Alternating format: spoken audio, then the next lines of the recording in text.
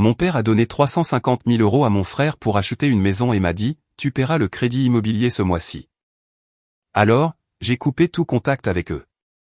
Un an plus tard, mon frère est passé devant ma villa à 3 millions d'euros et a appelé mon père, papa, viens ici tout de suite. Je m'appelle Amélie Dubois et ce soir-là devait être un simple dîner de famille à Lyon. Je me souviens de la lumière du lustre, du jazz feutré et de la façon dont la voix de mon père résonnait dans le restaurant comme une annonce que personne ne pouvait ignorer. Il leva son verre, souriant à mon frère assis de l'autre côté de la table. Romain achète sa première maison, dit-il fièrement. Et je lui donne 350 000 € pour que cela se réalise. Les applaudissements emplirent la salle, les fourchettes cliquetèrent, et j'essayais de sourire alors même que l'atmosphère s'alourdissait. Ma mère attrapa son verre de vin. Romain se pencha en arrière, feignant la modestie, tandis que le coin de sa bouche se contractait de satisfaction. Je restai silencieuse, coupant lentement mon poulet, attendant que le moment passe. Puis mon père me regarda. Son ton s'adoucit, mais ce fut comme un coup. Amélie, dit-il, tu couvriras le crédit de ce mois-ci, n'est-ce pas? La table devint silencieuse. Même le serveur se figea. Je regardai mon assiette, la tranche parfaite que je venais de couper, et sentis quelque chose en moi se briser avec elle.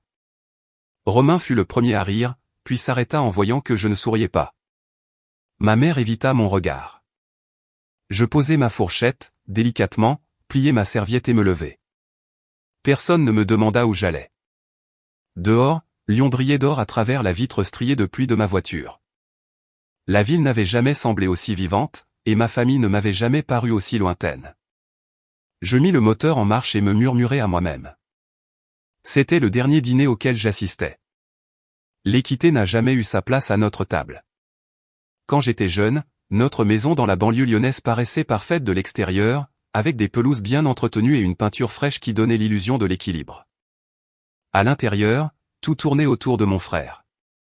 Romain suivait papa dans le garage, apprenant à lire les graphiques boursiers et à calculer les rendements, pendant qu'on me demandait de leur apporter de la limonade ou de balayer le sol quand ils avaient fini. Il recevait des leçons de confiance en soi. Je recevais des rappels de rester utile. Quand Romain faisait une bêtise, papa souriait et disait « Les garçons font des erreurs ». Quand je faisais le même genre d'erreur, il soupirait et me disait d'être plus prudente, comme si je représentais la réputation de la famille et qu'il avait peur que je la brise. Maman hochait toujours la tête, insistant sur le fait que c'était normal, que c'était ainsi que les familles fonctionnaient. J'ai appris à mesurer l'amour au ton, pas à l'équité, et le silence est rapidement devenu mon habitude. À l'école, le nom de Romain avait du poids parce que l'entreprise de papa sponsorisait des événements, tandis que le mien n'apparaissait que sur le tableau de service pour mes services au café. Il est arrivé dans une nouvelle voiture le jour où j'ai commencé à prendre le bus, et maman a salué depuis le porche, comme si c'était ça, l'équilibre. Je les regardais rire par la fenêtre quand je rentrais tard du travail, sentant l'expresso et l'épuisement. Il y avait toujours un mur invisible entre leur rire et moi. Chaque fois que j'obtenais un petit succès, comme une excellente note à un examen difficile ou une lettre d'acceptation pour une bourse, papa disait, c'est bien, mais ne te laisse pas distraire. Quand Romain a obtenu un nouveau stage, il a organisé un barbecue pour fêter ça, et tout le monde a levé son verre à sa santé. Personne n'a remarqué que j'étais resté dans la cuisine à faire la vaisselle pour que la table soit propre pour son toast. Maman m'a dit un jour, tu es forte comme ton père. Mais cela n'a jamais sonné comme un compliment. Ça sonnait comme un avertissement à endurer en silence pour faciliter les choses pour tout le monde. J'ai commencé à économiser tôt, cachant de petites sommes de mon travail à temps partiel dans une vieille enveloppe, me promettant qu'un jour je déménagerais, là où les règles de la comparaison ne s'appliqueraient pas. En terminale, la vie de Romain ressemblait à un portefeuille, confiance, soutien, opportunité. La mienne était un tableur d'heures travaillées et de factures payées. Quand il a obtenu son diplôme, papa lui a offert une montre. Quand j'ai obtenu le mien, j'ai acheté ma propre robe, signé mes propres formulaires de prêt et pris un bus pour la cérémonie parce que la voiture était utilisée pour l'entretien d'embauche de Romain. Je me souviens d'être debout dans la foule pendant que l'orchestre de l'école jouait. Le soleil était chaud, l'air lourd d'une fierté qui ne m'appartenait pas. Ma famille était assise au premier rang, applaudissant quand l'ami de Romain a reçu un prix. Quand mon nom a été appelé, ils ont applaudi aussi, mais cela semblait automatique, comme un réflexe. Pour la première fois, je n'ai pas attendu leur approbation. J'ai regardé les lumières de la scène et j'ai pensé, ce moment m'appartient. Après la remise des diplômes, Romain a pris des vacances sur la Côte d'Azur, payé par le cadeau de papa pour son dur labeur. J'ai commencé mon premier emploi 2 jours plus tard dans un petit cabinet comptable de la presqu'île de Lyon, portant un tailleur acheté en solde. Le premier jour, le directeur m'a demandé pourquoi je voulais ce poste, et je lui ai dit la vérité. Je voulais construire quelque chose par moi-même. Il a souri et a dit que c'était une bonne raison. C'était le premier vrai compliment dont je pouvais me souvenir. Ce soir-là, assise seule dans mon appartement avec le bourdonnement du trafic à l'extérieur, j'ai réalisé que l'indépendance n'était pas arrivée avec des célébrations ou des applaudissements. Elle était arrivée tranquillement, à travers chaque choix que je faisais sans permission. Pour la première fois, je ne me sentais pas invisible. Je me sentais juste libre. Ce printemps-là, Romain a eu 30 ans. La célébration a eu lieu dans un salon privé de la presqu'île de Lyon, drapé de lin blanc et de lumière dorée, le genre d'endroit qui sentait le champagne et le formalisme. La plupart des invités étaient des collègues de papa, des hommes en costume sur mesure qui riaient trop fort et des femmes qui portaient des bracelets en diamant qui captaient l'éclat du lustre. Les serveurs se déplaçaient comme des automates entre les tables, portant des plateaux d'huîtres et de vin. Je suis arrivé avec 15 minutes de retard, tenant un petit cadeau emballé dans du papier argenté, une photo encadrée de notre famille datant d'il y a des années, quand les rires sonnaient encore vrais. J'avais hésité sur le cadeau, me demandant s'il ne semblerait pas déplacé parmi les montres chères et les stylos gravés. Romain était au centre de la pièce, entouré de personnes lui présentant leurs vœux. Son sourire était poli, répété, comme chaque mot qu'il a prononcé ce soir-là. Maman m'a fait un signe de la main quand elle m'a vu, un bref mouvement comme pour reconnaître une obligation plutôt qu'une joie. J'ai posé la photo sur la table des cadeaux où elle a disparu derrière des boîtes emballées dans du papier doré. Puis j'ai pris ma place au bout de la table, à côté d'un comptable silencieux du cabinet de papa qui a hoché la tête poliment et est retourné à son steak. Quand le gâteau a été apporté, les bougies brillant en parfaite symétrie, papa s'est levé et a tapoté son verre. La salle s'est tue instantanément. Il a commencé à parler d'héritage, de travail acharné et de sa fierté de voir son fils devenir un homme d'ambition. Puis il a souri et a dit qu'il voulait s'assurer que Romain commence son prochain chapitre avec stabilité. Il a fait une pause assez longue pour créer le suspense avant d'annoncer qu'il lui offrait 350 000 € pour l'aider à acheter une maison. Les applaudissements ont éclaté autour de moi, vifs et immédiats comme de la grêle sur du métal. Les flashs des appareils photo ont crépité sur la table. Quelqu'un a sifflé. Romain a feint l'humilité, baissant les yeux vers son assiette avant de lever son verre et de dire « Je suppose que papa est fier de moi ». Le rire qui a suivi était épais d'admiration. Je suis restée silencieuse, mes mains posées sur ma serviette. Le tissu était froissé à force de le serrer. Je sentais les regards se tourner vers moi, attendant une réaction. Peut-être un sourire ou un signe de tête polie. Au lieu de cela, j'ai continué à regarder les bougies vaciller sur le gâteau. Leurs flammes tremblaient à chaque flash, comme si elles aussi luttaient pour rester stables. Un instant, j'ai pensé que papa allait passer à autre chose, mais il ne l'a pas fait. Il m'a regardé droit dans les yeux, sa voix stable, presque désinvolte. « Amélie, dit-il, tu couvriras le crédit de ce mois-ci, n'est-ce pas ?» Les mots sont tombés dans le silence comme une pierre dans une eau calme. Les conversations se sont arrêtées en milieu de phrase. Un serveur s'est figé à mi-chemin de la table. Le sourire de Romain a vacillé, non pas par culpabilité, mais par surprise que papa ait tourné les projecteurs dans une autre direction. Les lèvres de maman se sont légèrement entr'ouvertes, mais elle n'a rien dit. Je voulais parler, demander s'il était sérieux, mais la réponse était déjà là, écrite dans la certitude calme de son ton. Le moment s'est étiré trop longtemps. Quelqu'un a toussé.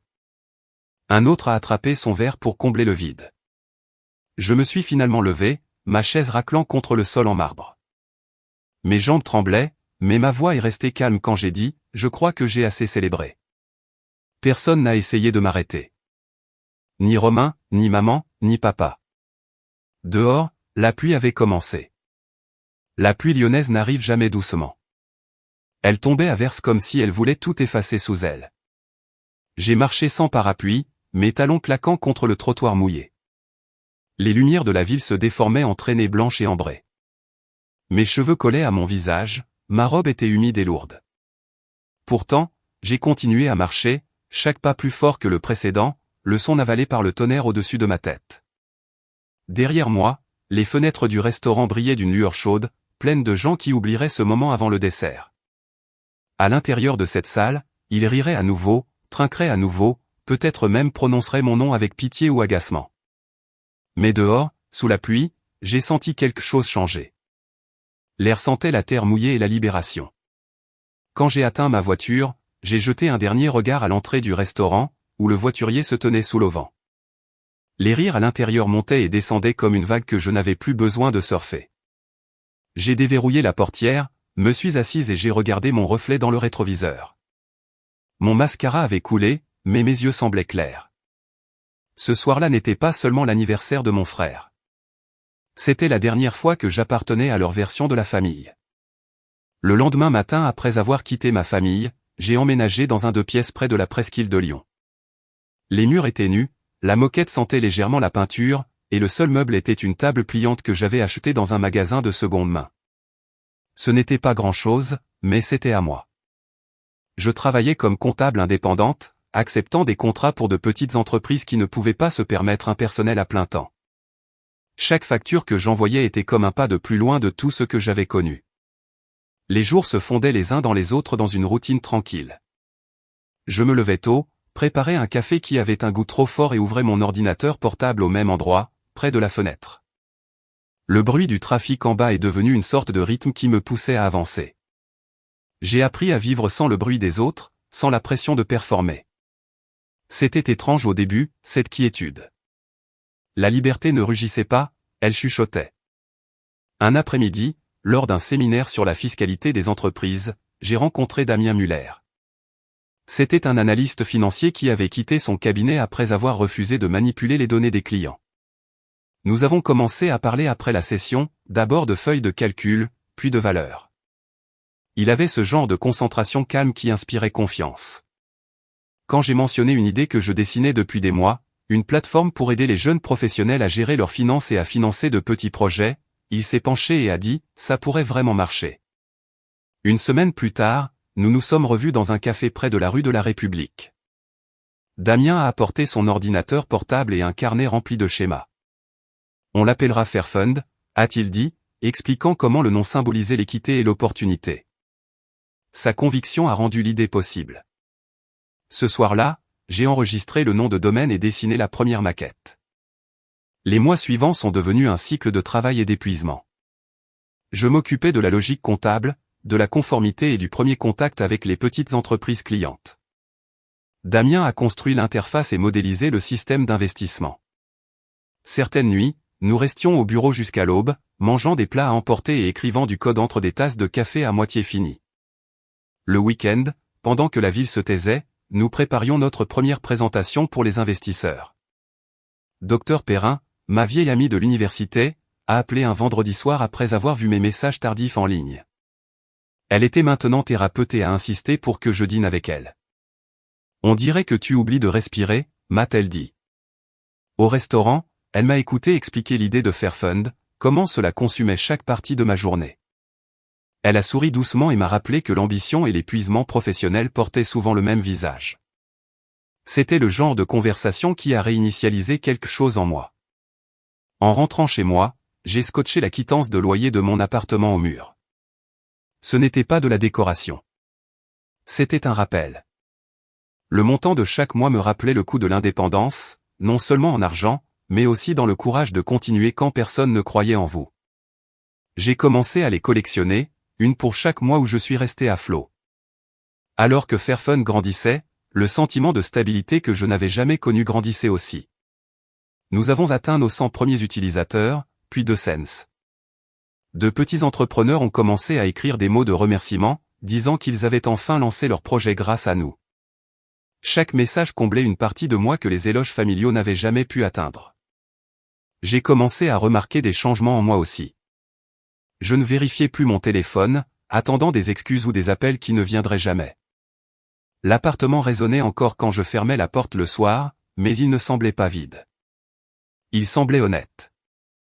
À la fin de l'année, nous nous préparions à présenter Fairfund à un groupe d'investisseurs. Damien était confiant. J'étais terrifié, mais prête. Le matin de la présentation, j'ai aperçu mon reflet dans le miroir de l'ascenseur. Ce n'était plus la femme qui attendait l'approbation, mais quelqu'un qui avait appris à construire à partir de l'absence. Ce soir-là, après que la réunion s'est terminée avec plusieurs investisseurs montrant de l'intérêt, je suis rentré à pied par les mêmes rues où j'étais arrivé pour la première fois des mois auparavant. Les lumières de la ville scintillaient comme de discrets applaudissements. Je ne pensais pas à la vengeance ou à la reconnaissance. Je pensais à la paix, celle qui vient de savoir que j'avais recommencé à zéro et que j'avais survécu. 1 an plus tard, Lyon semblait plus petite depuis mon nouveau balcon. Les lumières de la ville scintillaient sous le ciel nocturne, leur reflet dansant sur le lac qui entourait l'arrière de notre nouvelle maison. L'eau était calme comme un miroir, captant la lueur argentée de la lune. Cette maison, moderne, d'une valeur de 3 millions d'euros, largement ouverte sur l'extérieur, ne ressemblait pas à un monument à la richesse.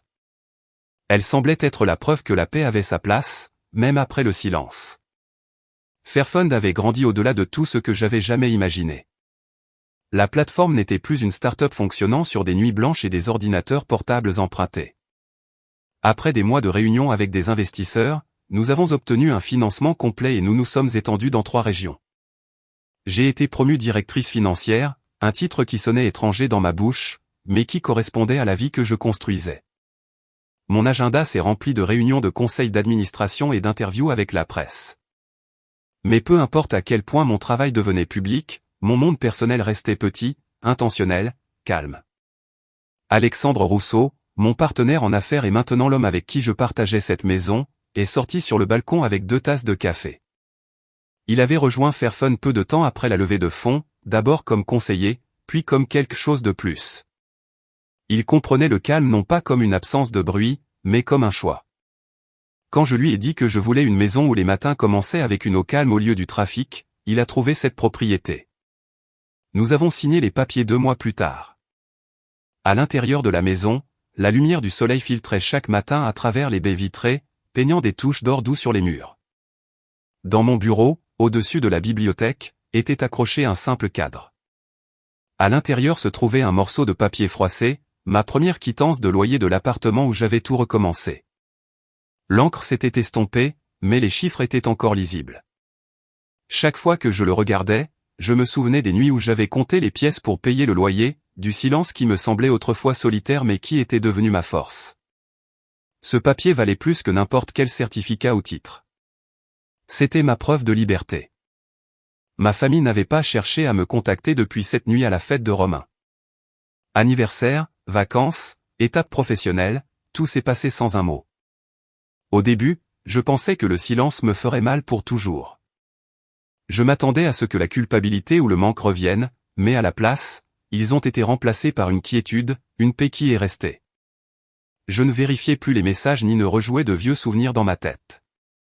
Certaines choses guérissent, non pas parce qu'elles sont réparées, mais parce que vous cessez de retourner là où vous avez été brisé. Il y avait des nuits où Alexandre me trouvait assise sur la terrasse, à regarder les reflets sur le lac. La silhouette de la ville clignotait au loin, faible et distante, comme si elle appartenait à une autre version de moi.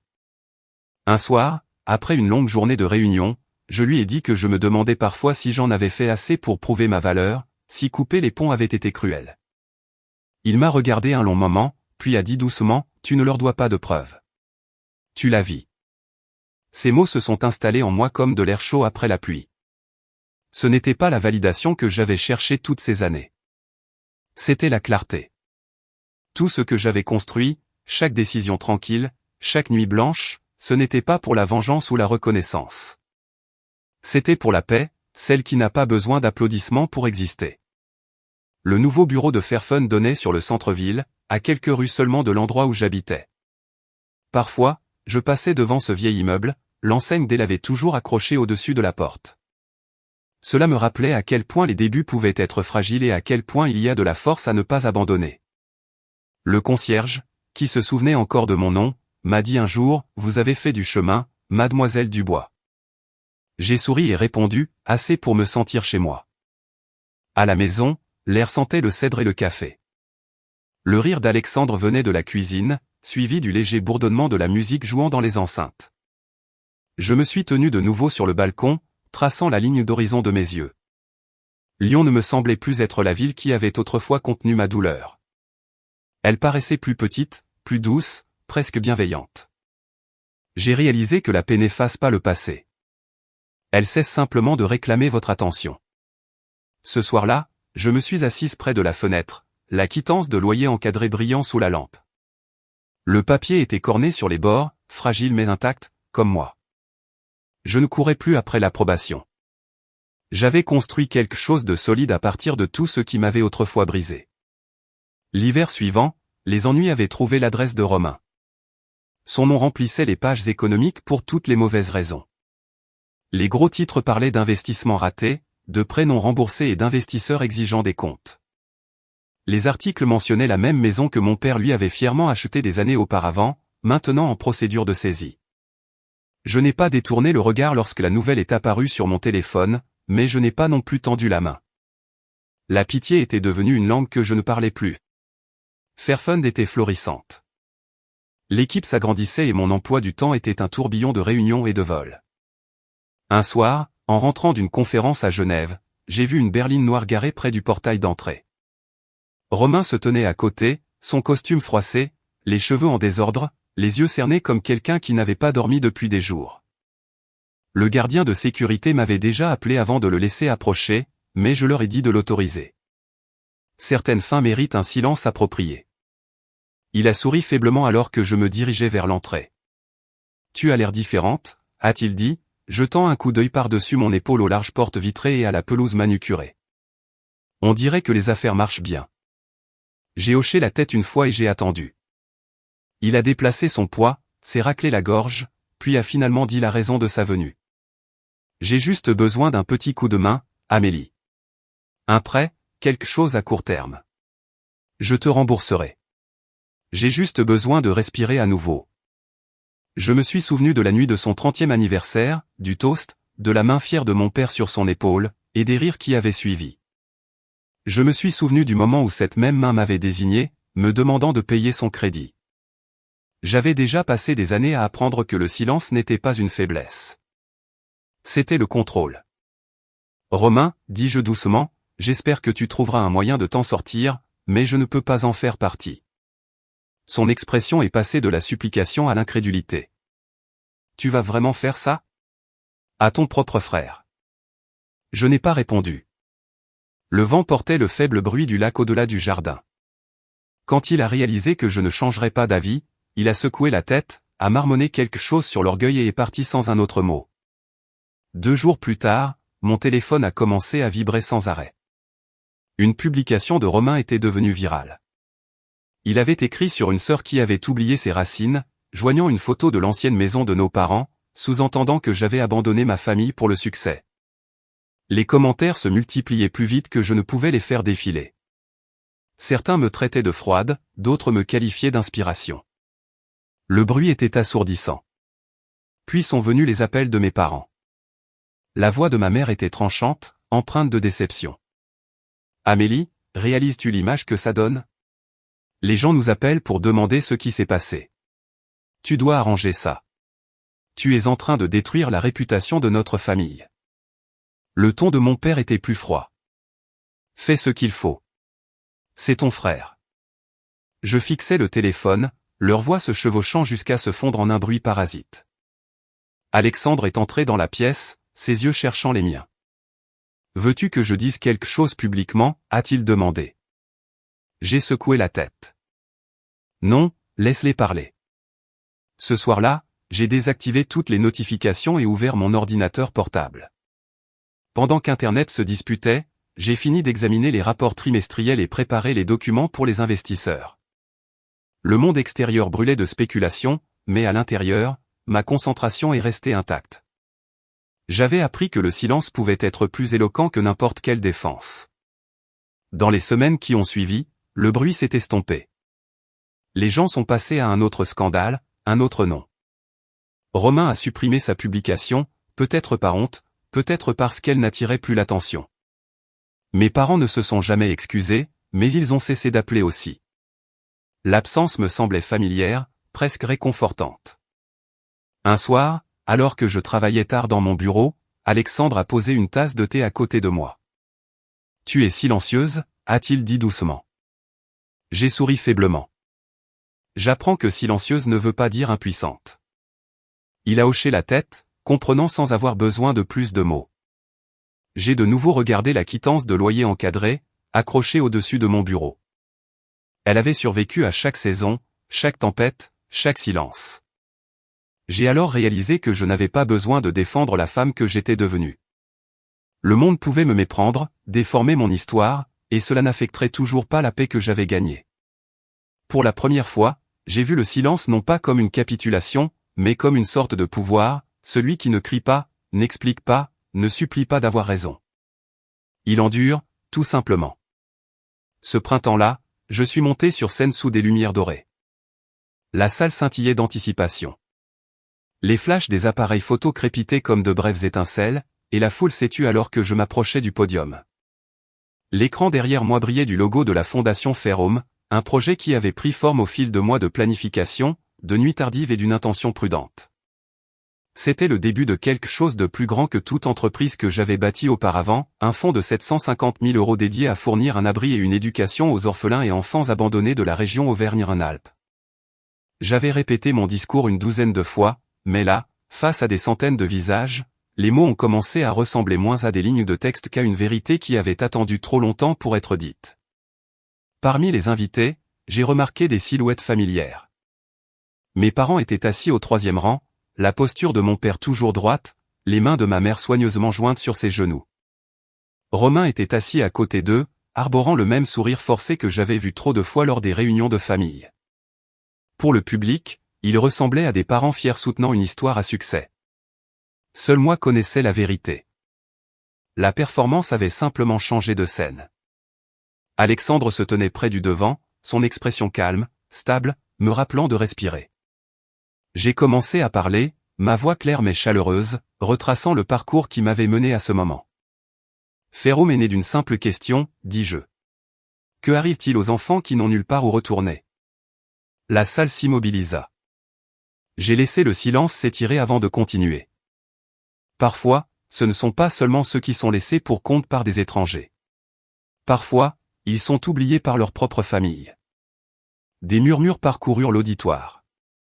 Le voyant rouge de la caméra clignotait au bord de la scène, captant chaque mouvement. Quand j'étais plus jeune, dis-je lentement, on m'a dit qu'aider signifiait se sacrifier, que la valeur se mesurait à ce que l'on abandonnait pour les autres. Mais avec le temps, j'ai appris autre chose. J'ai appris que l'amour sans équité devient du contrôle. J'ai appris que le silence peut être plus fort que l'approbation. J'ai jeté un bref regard vers les premiers rangs. Le visage de mon père s'est figé, comme si les mots avaient heurté quelque chose qu'il avait profondément enfoui. Romain s'est agité sur son siège, évitant le contact visuel. J'ai gardé mon regard fixé sur les lumières, pas sur les visages. Il y a des années, ai-je poursuivi, on m'a demandé de payer le crédit de quelqu'un d'autre. Alors, j'ai construit un toit pour ceux qui n'en avaient pas. La salle a éclaté en applaudissements. Certaines personnes se sont levées. Le son a roulé dans la pièce comme un tonnerre éclatant après la pluie. J'ai senti l'air vibrer autour de moi, mais je suis resté immobile, laissant le moment me submerger sans fierté ni ressentiment. Sur le grand écran, la caméra a filmé le public et, brièvement, l'expression impassible de mon père. Ses mains reposaient sur ses genoux, raides et pâles, sa mâchoire serrée. Les applaudissements n'ont fait que s'intensifier. Alors que l'ovation s'estompait, j'ai conclu, Ferrome n'est pas une question de charité.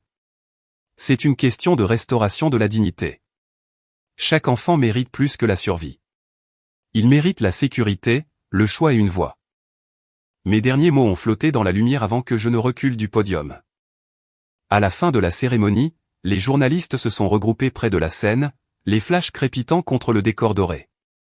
Mes parents se sont levés lentement, faisant semblant d'applaudir, chuchotant à ceux qui les entouraient comme si de rien n'était. Romain avait l'air de vouloir s'approcher, mais la foule formait un mur entre nous.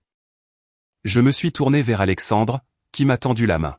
« Prête ?» a-t-il demandé. J'ai hoché la tête. Nous sommes sortis par un couloir latéral où le son des applaudissements s'est évanoui derrière les portes closes. L'air extérieur sentait la pluie de printemps et le bitume frais. Je n'ai pas regardé en arrière, ni la salle ni les gens qui discutaient encore à l'intérieur. Certains moments ne sont pas faits pour être revisités. Alors que nous atteignions la voiture, Alexandre m'a jeté un coup d'œil. Cette phrase, dit-il doucement, sur le toit. C'était parfait.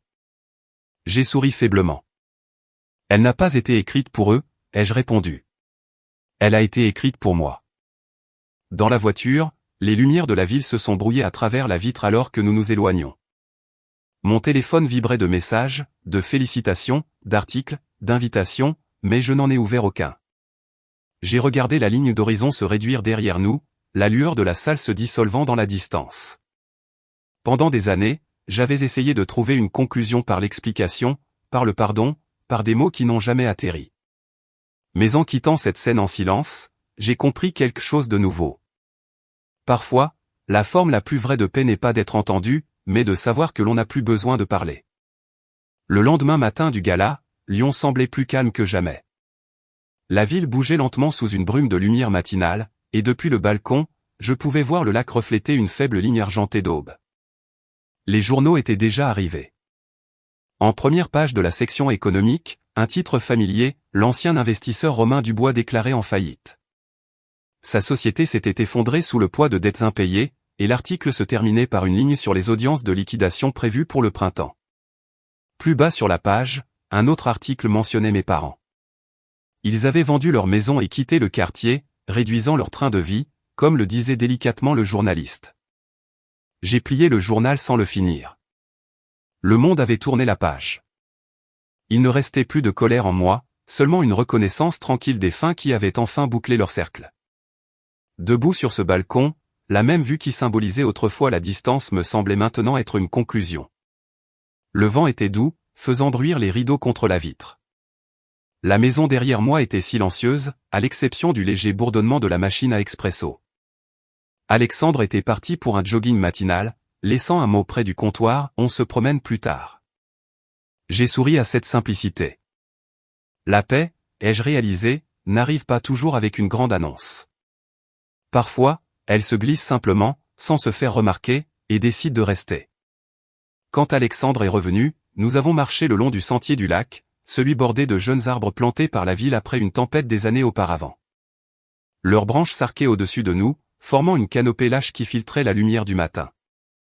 Il m'a parlé d'un dîner d'investisseurs la semaine prochaine, mais mon esprit vagabondait ailleurs, vers le concept de liberté. Comme il semblait étrange et simple maintenant. La liberté signifiait s'échapper avant, dis-je. Maintenant, c'est plutôt comme rester. Alexandre me regarda, curieux. Rester où? J'ai souri. Dans ma propre vie.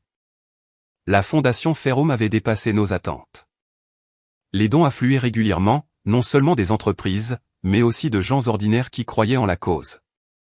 Notre premier projet de logement avait déjà ouvert ses portes à Saint-Étienne, un ensemble de petites maisons ensoleillées peintes de couleurs vives. Chaque mois, je recevais des lettres des enfants qui y vivaient, des mots écrits à la main sur des lignes inégales, pleins de fautes d'orthographe et de chaleur. Merci pour ma chambre. J'aime les murs bleus. Je veux aider les gens comme toi un jour. Chaque lettre était comme un fragment de la vie que j'avais autrefois voulu pour moi-même, en sécurité, sans peur, courageuse. Au bureau, mes journées étaient pleines, mais pas lourdes. Les réunions se déroulaient sans heurts. Notre personnel travaillait avec détermination et gentillesse. Il y avait des rires dans les couloirs, du genre qui n'était pas forcé. Je me surprenais à m'attarder après les heures de travail, non par obligation, mais parce que le bourdonnement tranquille du travail me faisait du bien. Parfois, je regardais la quittance de loyer encadrée, toujours accrochée dans mon bureau. Elle avait survécu à chaque étape de mon parcours, de la lutte au succès, et d'une certaine manière, elle signifiait plus que jamais. Elle me rappelait que les débuts n'ont pas besoin d'approbation pour compter.